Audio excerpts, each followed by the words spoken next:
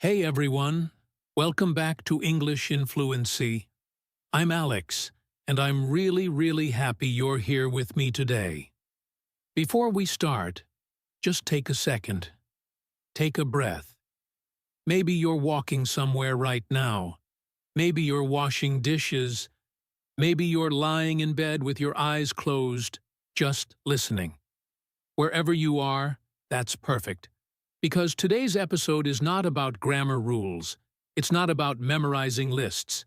It's about one thing only: listening. Real listening. The kind that trains your ear the same way running trains your legs. So here's a question for you before we dive in. Have you ever watched a movie in English, understood maybe 70% of it, felt proud of yourself, and then 2 minutes later, someone spoke fast, and you completely lost the thread? Yeah, I know that feeling. Every single English learner knows that feeling. And honestly, even people learning their own native language as kids go through something similar. Understanding spoken language is a skill, and skills need practice, not perfection. That's the whole idea behind this episode. Today, we're doing something a little different. Instead of me just talking at you for an hour, giving you facts and rules, I'm going to tell you a story. A real, emotional, human story. With characters, with problems, with feelings, with a little bit of drama, and yes, even a happy ending. Because who doesn't love those? And while I tell the story, I'll pause here and there. I'll explain words you might not know. I'll ask you questions to keep your brain active, and I'll slow down on the important parts.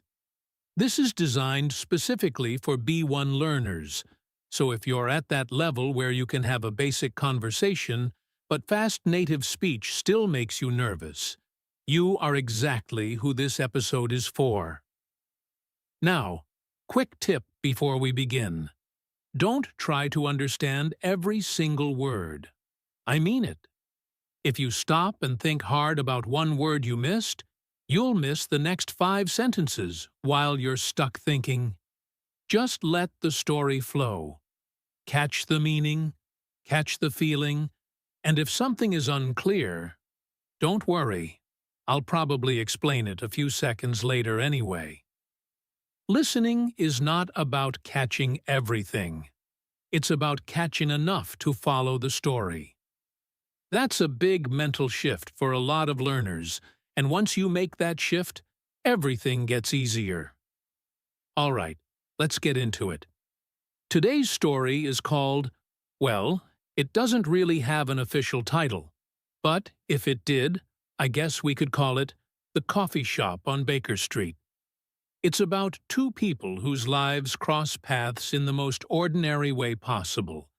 In a small coffee shop, on a rainy morning, in a city that never really sleeps. Let's meet our first character. Her name is Nadia. Nadia is 28 years old, and 3 weeks ago, she moved to a new city for a new job. If you've ever moved somewhere new, you know that mix of excitement and fear that sits right in your chest, like a stone that won't go away.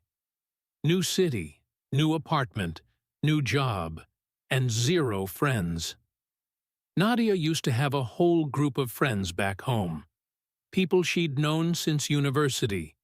People she could call at midnight if she was sad, or if she just wanted to laugh about something silly.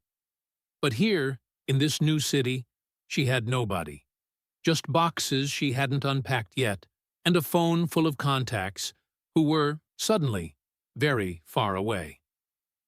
On her first Monday morning at the new job, Nadia woke up way too early. Her alarm wasn't even set for another hour, but her nerves woke her up anyway. She lay there in bed, staring at the ceiling, thinking about all the things that could go wrong. What if she got lost? What if her new co-workers didn't like her? What if she said something awkward in the meeting? You know that feeling, right? that nervous energy before something new and important. So, instead of lying there worrying, she decided to get up early and find a coffee shop near her new office. Coffee always helped her think clearly, and honestly, she just needed something to do with her hands and her mind. She walked down Baker Street, her coat wrapped tightly around her because, of course, it was raining. Not a heavy rain, just that soft, annoying drizzle that gets into your shoes and makes everything feel gray. And that's when she saw it. A small coffee shop, tucked between a bookstore and a shoe repair shop, with warm yellow light glowing through the window, and the word Milo's painted on the glass in old-fashioned letters. Something about it just felt right. She pushed the door open, and a small bell rang above her head. Now, let's pause here for a second. Did you catch that phrase, tucked between? When something is tucked between two other things, it means it's placed snugly, comfortably, in a small space between them, almost hidden. Like a letter tucked between the pages of a book. It's a nice, natural way to describe location, and native speakers use it a lot when describing small shops, houses, or towns that are surrounded by bigger things. Keep that phrase in your pocket. You'll probably use it more than you think. Okay, back to the story. Inside Milo's coffee shop, the air smelled like fresh bread and roasted coffee beans, and soft jazz music was playing from an old speaker in the corner. Behind the counter stood a young man, maybe around 30, with messy brown hair and sleeves rolled up to his elbows. His name, as Nadia would later learn, was Theo. Theo looked up when the bell rang, gave her a small, tired smile, and said, "Morning. Terrible weather, huh?" Nadia laughed, a real laugh, the first one she'd had in days. "Absolutely terrible," she said. "Perfect coffee weather, though." Theo smiled a bit wider at that. "That's the spirit. What can I get you?" Now here's something interesting about this small conversation. Notice how simple it is. "Morning. Terrible weather, huh?" That's it. That's how real people start conversations, especially strangers. Not with big, complicated sentences, but small, easy comments about something obvious, like the weather. This is actually a fantastic technique for you as an English learner. If you're ever nervous about starting a conversation in English, just talk about something simple and shared, like the weather, the long line, the slow traffic. It works every single time, in every English-speaking country, because it gives the other person an easy way to respond without any pressure. Nadia ordered a cappuccino, and while Theo made it, they kept talking. Small talk, nothing deep. He asked if she was new around here since he'd never seen her before, and she explained she'd just moved for a job at the marketing agency 2 blocks away. Theo mentioned that half his customers worked at that agency, so she'd probably be seeing a lot of this place. That made Nadia smile, a little spark of comfort in an otherwise nerve-wracking morning. Let's talk about that phrase, nerve-wracking. It means something that makes you extremely nervous or anxious, usually before an event, like a job interview, a big exam, or in Nadia's case, her first day at a new job. It's a strong word, a bit more intense than just saying, "I'm nervous." If you want to describe a situation where the tension is really high, nerve-wracking is a perfect word to use. Nadia took her coffee, thanked Theo, and walked the 2 blocks to her new office, feeling just a tiny bit braver than before. And you know what? Her first day actually went okay. Not perfect. There was an awkward moment where she forgot a coworker's name 5 minutes after being introduced. We've all been there. But overall, it was fine.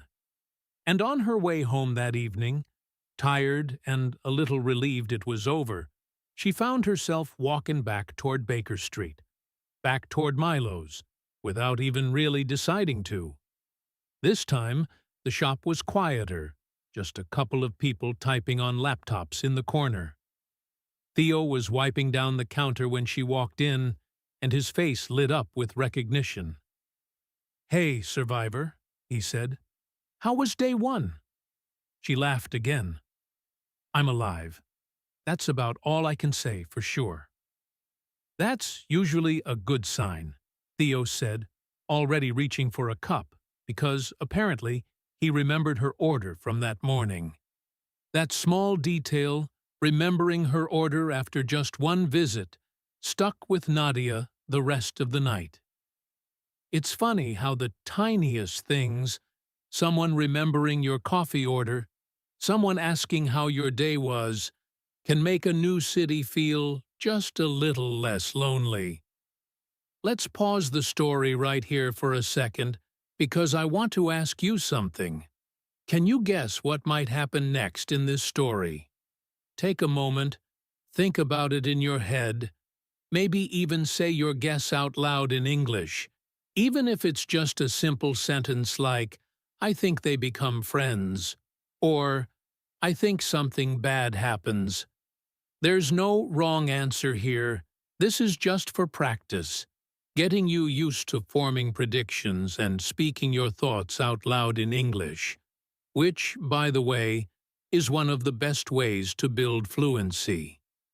Predicting what happens next, in a story, in a movie, in a conversation, keeps your brain actively engaged with the language instead of just passively receiving it. All right, let's continue. Over the next few weeks, this became a routine for Nadia.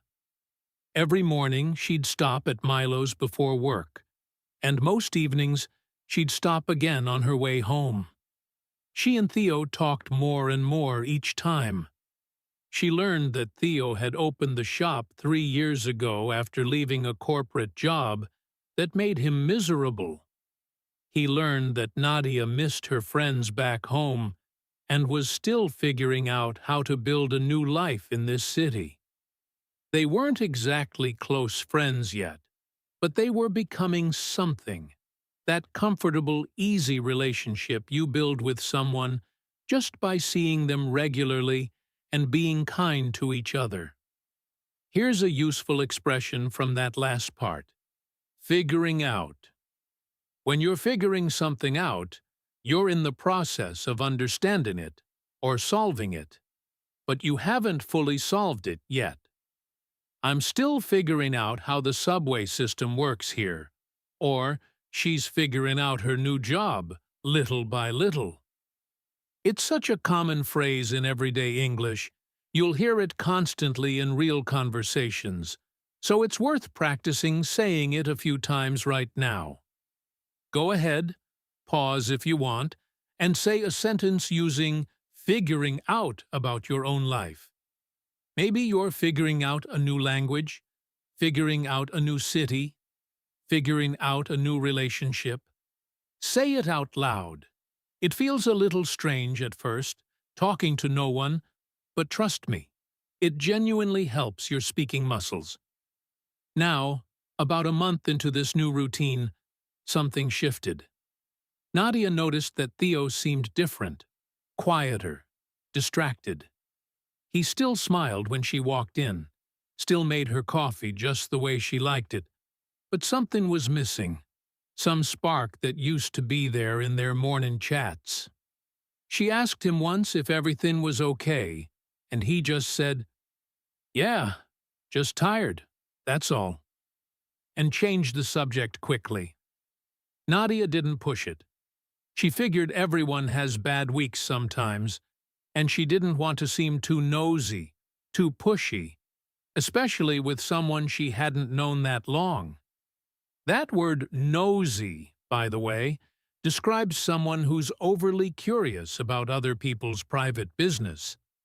Someone who asks too many personal questions or tries to find out information that isn't really theirs to know.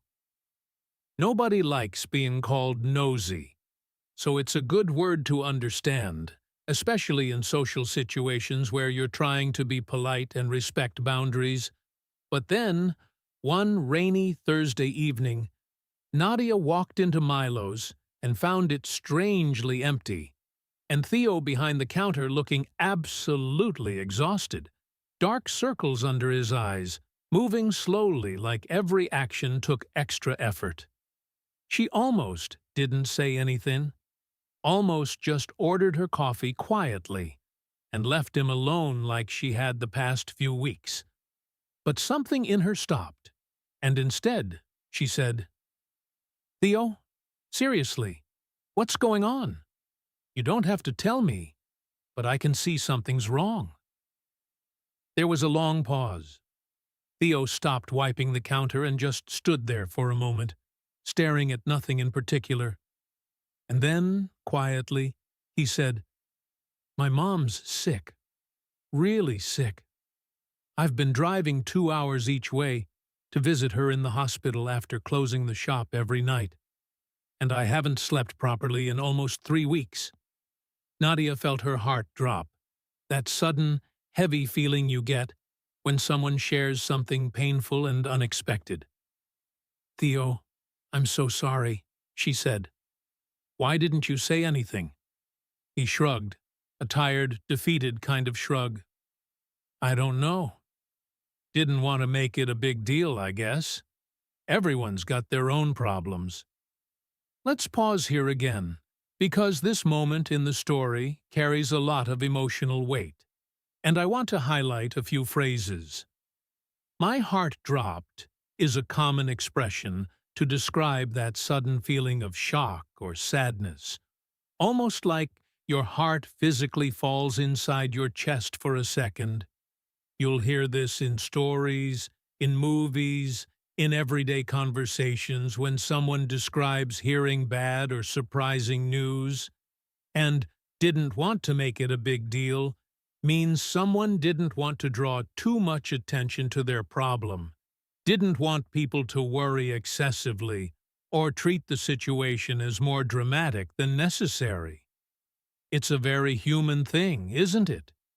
Sometimes we hide our pain because we don't want to burden other people. Have you ever done that? Hidden something difficult because you didn't want to make it a big deal? It's such a relatable feeling, no matter what language or culture you come from. Nadia didn't really know what to say at first. What do you say to someone whose parent is seriously ill? There's no perfect sentence, no magic words that fix everything. So instead of trying to say the perfect thing, she just said, "Honestly, that sounds incredibly hard. I'm really glad you told me." And then she asked if he wanted company sometime, maybe on the long drive, or just someone to talk to after a hospital visit. Theo looked surprised, like he hadn't expected the offer, and after a moment he said quietly, "Yeah, actually, yeah, that would help." From that evening on, things between them changed. Nadia started stopping by more often, not just for coffee, but to actually sit and talk with Theo during quiet moments, to listen while he talked about his mom, about his fear, about the strange helplessness of watching someone you love get weaker every day. Sometimes she just sat there in silence with him, because sometimes silence, shared with someone who cares, is more comforting than words could ever be. Isn't that true, though? Sometimes the most powerful thing you can offer someone isn't advice or solutions, it's just presence, just being there. In English, we have a nice phrase for this: being there for someone. It doesn't mean physically standing next to them all the time. It means supporting them emotionally, showing up when they need you, even in small ways. "She's really been there for me during this hard time," is something you might hear a native speaker say, and now you can say it too. Weeks passed. Theo's mother's health went up and down, some days better, some days frightening, the way these things often go. And through all of it, Nadia became one of the most important people in his life. This woman he'd met by complete accident on a rainy Monday morning because she needed a coffee shop near her new office. Funny how life works sometimes, isn't it? The most meaningful relationships often start in the most ordinary, unplanned moments. One evening, after a particularly difficult visit to the hospital, Theo drove Nadia home, and they sat in his car outside her apartment building for a long time, neither of them really wanting the conversation to end. And then, out of nowhere, Theo said something that surprised even himself. "I don't know what I would have done these past few months without you." His voice was quiet, a little shaky. "I mean it. You didn't have to keep showing up, and you did anyway." Nadia felt her cheeks go warm, that specific kind of warmth you feel when someone says something sincere and unexpected. "I wanted to," she said simply. "You've become one of my favorite people in this whole city. Maybe my favorite person, honestly."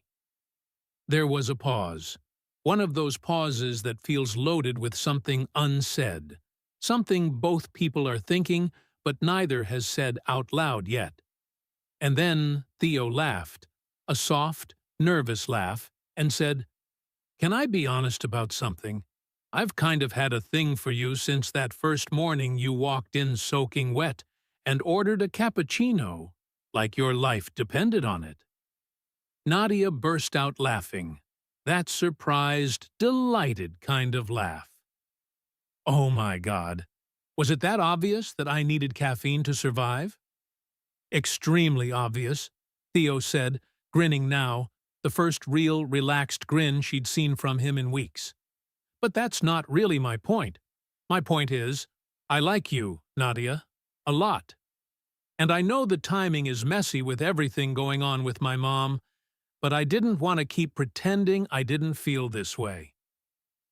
Let's take a short pause here again to notice a phrase. "Had a thing for you." This is a casual, friendly way of saying someone has romantic feelings for another person, like a crush. It's the kind of phrase you'd use with friends, in casual conversation. Not really in formal writing, but definitely something you'll hear constantly in movies, TV shows, and real conversations among younger native speakers. "I think he has a thing for her" is a completely normal, everyday sentence. Nadia sat there for a moment, feeling something warm spread through her chest, something she hadn't expected to feel this soon after moving to a brand new city where she'd known absolutely nobody just a couple months ago. "I like you too," she finally said. "I have for a while, actually. I just didn't want to say anything while you were dealing with so much." They smiled at each other in the quiet car, rain gently tapping on the windshield outside. And honestly, in that moment, none of the stress of the new job, none of the loneliness of the new city, none of it mattered as much anymore. Because sometimes the universe puts exactly the right person in your path, at exactly the moment you need them, even if neither of you realizes it at first. Now, I want to pause the story here for a bit and check in with you. How are you feeling with the listening so far? Are you catching the general story, even if you're missing some individual words here and there? That's completely fine. Remember, that's the goal. Try, if you can, to summarize in your head, or even out loud, what's happened in the story so far. Something like, a woman moved to a new city, met a man at a coffee shop, and they became close friends, and now they like each other. If you can say something close to that, even with simple grammar, even with a few mistakes, you are absolutely following along successfully, and that's a huge win for your listening skills. All right, let's continue with the story, because it's not quite finished yet. Months passed. Theo's mother, thankfully, slowly recovered, one of those situations that scares everyone half to death, before finally, gradually, getting better. And through all of that difficult, uncertain time, Nadia and Theo's relationship grew stronger, tested by real hardship rather than just easy, comfortable moments. There's something about going through hard times with someone that builds a much deeper kind of trust than simply having fun together ever could. By the time winter turned into spring, Milo's coffee shop had become something like a second home for Nadia, not just because her now boyfriend owned it, but because of the sense of community that had grown around it. She'd made other friends there too, regular customers she now recognized and chatted with, an elderly man named Walter, who came in every single morning at exactly 7:15 for his black coffee and newspaper, a group of university students who studied there most afternoons, a woman named Priya, who worked at the bookstore next door and often popped in during her lunch break. Slowly, without even realizing it was happening, Nadia had built herself a whole new life, a whole new community, in a city that had felt so frighteningly empty just a few months earlier. Isn't that a comforting thought? That loneliness, even when it feels permanent, even when it feels like it will never end, is actually often temporary. That connection, real connection, can grow in the most unexpected places, sometimes literally in a coffee shop on a rainy street, if you just stay open to it. One late spring evening, Milo's stayed open a little later than usual for a small informal gathering. Theo's mother, fully recovered now, had come to visit the city and finally meet the woman her son wouldn't stop talking about. The shop was warm and full of soft laughter, the golden evening light coming through the windows, and Nadia stood there for a moment, just taking it all in. This cozy little shop filled with people she'd come to love in a city that used to feel like nothing but boxes and loneliness. Theo walked over to her, wrapped his arm around her shoulders, and said quietly, just for her, "Remember your first day here? You looked terrified." Nadia laughed, leaning into him. "I was terrified. Everything was so unfamiliar." "And now?" he asked. She looked around the room, at his mother laughing with Walter about something, at Priya waving from the doorway, at the warm yellow light and the smell of coffee that had somehow become the smell of home. "Now," she said, "it feels like exactly where I'm supposed to be." And that, my friends, is where we'll leave Nadia and Theo, in that warm little coffee shop, surrounded by the unexpected family they'd built together, out of nothing more than a rainy Monday morning and a small, brave decision to walk through an unfamiliar door. So, what did you think of the story? I really hope you enjoyed following Nadia's journey, from that nervous, lonely first morning to finding real connection, real friendship, and even love in the most unplanned way possible. Stories like this are wonderful for listening practice because they're emotional, they're relatable, and honestly, they mirror real conversations far more than textbook dialogues ever could. Real people don't talk in perfect textbook sentences. They pause, they use casual phrases, they express emotion through their tone of voice, and that's exactly the kind of English you need to get comfortable with if you want to actually understand native speakers in real life.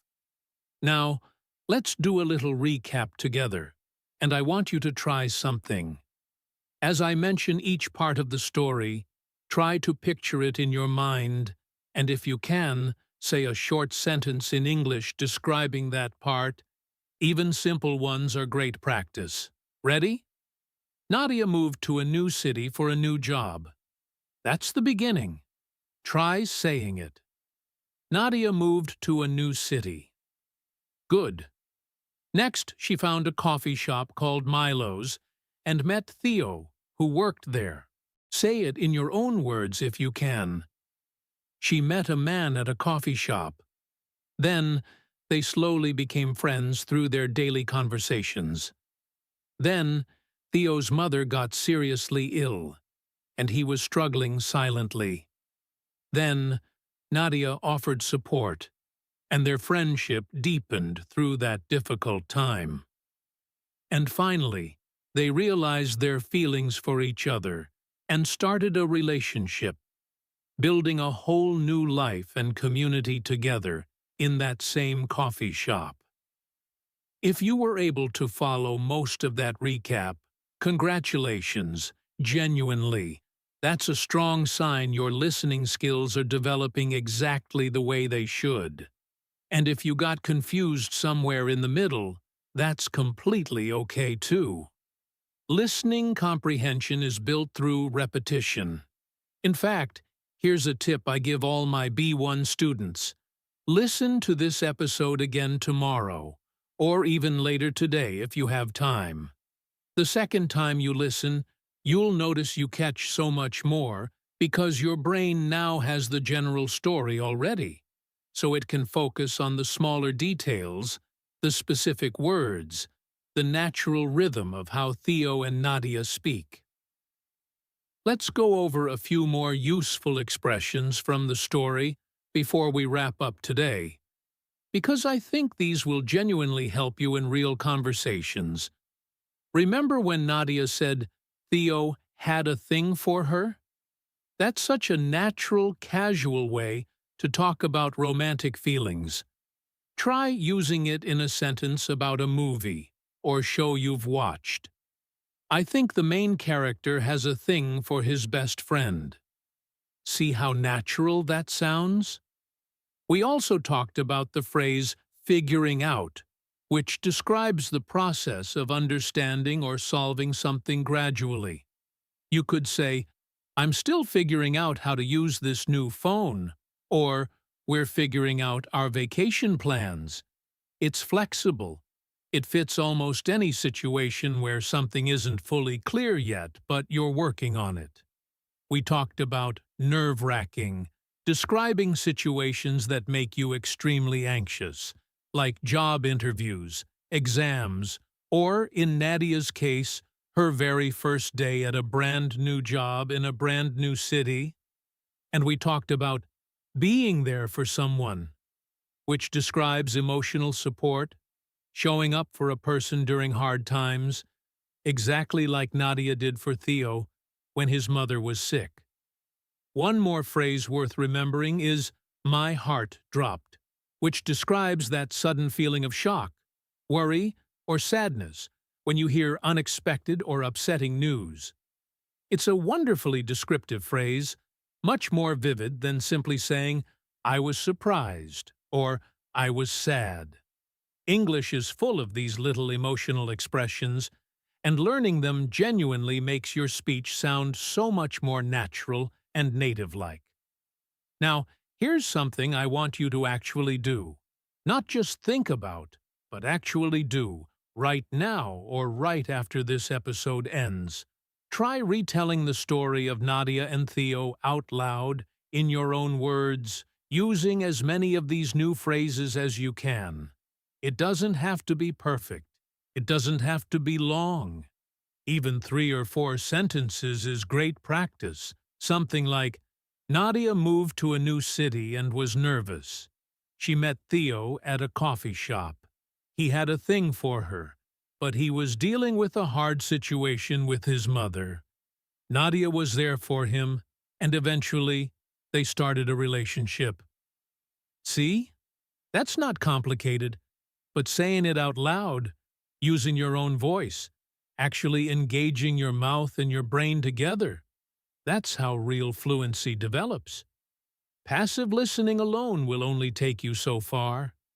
Active practice, speaking, retelling, summarizing, that's the secret ingredient most language learners skip, and it's honestly one of the fastest ways to improve.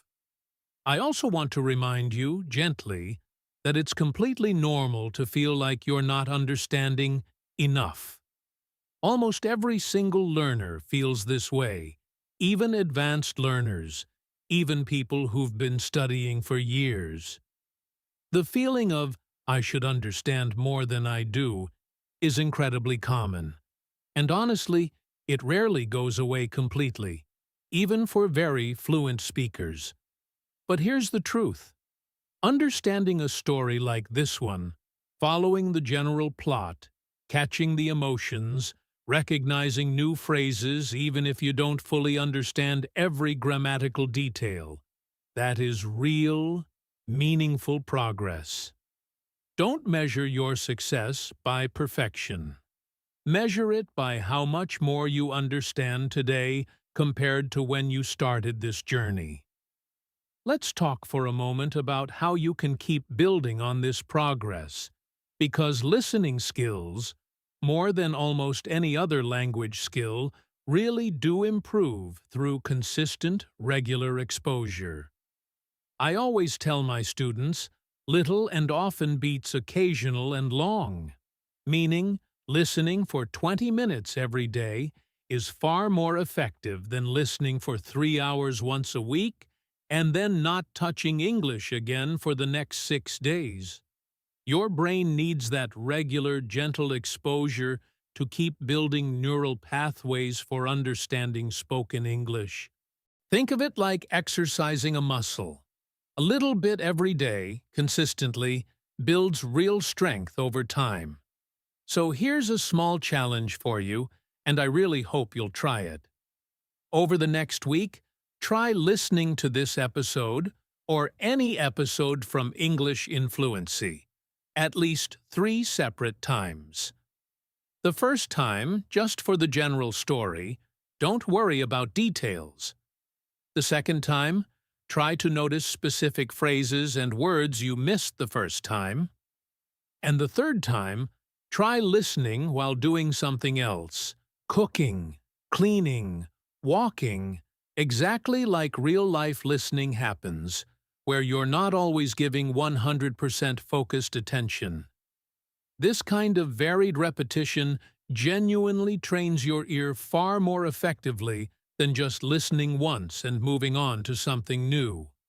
Now, before we finish up today, I want to talk directly to you for a second, not as a teacher, but honestly, just as someone who genuinely cares about your progress. Learning a language as an adult is hard. It's humbling. There will be days you feel like you're improving so fast, understanding movies without subtitles, following conversations easily, feeling proud of yourself. And there will be other days where you feel like you understand nothing at all, where even a simple conversation feels overwhelming, where you wonder if you're even making progress. Both of these feelings are completely normal, and honestly, both of them happen to every single learner, at every single level, in every single language. Progress in language learning is never a straight line. It's messy, it goes up and down, and that's not a sign of failure. That's just simply how learning actually works for every human being on this planet. So please, be patient with yourself. Celebrate the small wins, understanding one new phrase, following a story like today's even partially, feeling comfortable enough to say a sentence out loud in English, even if it wasn't grammatically perfect. These small moments add up slowly but surely into real, lasting fluency. All right, Before we completely wrap up, let's do one final quick listening check. I'm going to ask you a few simple questions about today's story, and I want you to try answering them out loud, in English, even with simple sentences. Ready? First question, where did Nadia and Theo meet? Try answering. If you said something like, at a coffee shop or at Milo's, perfect, that's exactly right. Second question, why was Theo distracted and tired during those difficult weeks? If you said something about his mother being sick, wonderful. You followed the emotional core of the story perfectly. Third question, how did the story end? If you mentioned something about them being together, building a life, a community, in that same coffee shop, excellent, you've got the whole story. If you answered all three of those questions, even with simple, imperfect English, genuinely, take a moment to feel proud of yourself. That's real listening comprehension in action, and it's exactly the skill that, with consistent practice, will eventually let you understand native English speakers in real conversations, in movies, in podcasts, in everyday life, without that constant nervous feeling of being lost. Now, I want to talk to you for a minute about what comes next, because I don't want this to just be a one-time thing for you. I want this to be part of a real, ongoing journey toward the fluency you're working so hard for. So here's what I'd love for you to do. First, if you enjoyed today's episode, please subscribe to English in Fluency, wherever you're listening to this, whether that's on your podcast app, on YouTube, or anywhere else. It genuinely helps this show reach more learners just like you, people working hard every single day to build a skill that opens up so many doors, personally, professionally, and even emotionally, connecting with people from completely different parts of the world. Second, I'd love it if you left a comment wherever you're listening and told me two things. Tell me where in the world you're listening from. I always love seeing how many different countries and cities are tuning into these episodes. It genuinely makes my day every single time. And tell me how much of today's story you understood. Be honest. Whether it was almost everything or just the general idea, both are totally valid, and it helps me understand what kind of content is actually helping you the most. Third, if you know someone else who's learning English, a friend, a family member, a coworker, someone in an online study group, please share this episode with them. Language learning can feel lonely sometimes, especially when the people around you speak your native language fluently and don't fully understand the daily struggle of learning something new as an adult. Sharing this podcast with a friend means you can practice together, discuss the story together, maybe even quiz each other on the vocabulary we covered today. Learning alongside someone else, even virtually, even just through recommending a podcast, makes the whole journey so much more enjoyable and so much more sustainable long-term. And finally, come back for the next episode. We'll have a brand new story, brand new characters, brand new situations and vocabulary, all designed specifically to keep training your ear for real, natural, everyday English. Listening skill is built through repetition and consistency, not through one single perfect episode. So I genuinely hope you'll make English in Fluency a regular part of your week. Before I let you go, I just want to say, genuinely, thank you. Thank you for choosing to spend this hour of your day with me, with Nadia and Theo, working on a skill that takes real courage, real patience, and real dedication to develop. Learning a new language as an adult is one of the most challenging and honestly, one of the most rewarding things a person can do. Every episode you listen to, every word you learn, every sentence you manage to understand a little bit better than before, that's real, meaningful progress, even on the days it doesn't feel like it. So keep going, keep listening, keep practicing, even on the hard days, especially on the hard days. You are doing better than you think you are, and I promise, if you stay consistent, the fluency you're working toward will come. Maybe slower than you'd like some days, but it will come. This has been Alex, and this was English in Fluency. Take care of yourselves, be patient with your progress, and I'll catch you in the next episode. Bye, for now.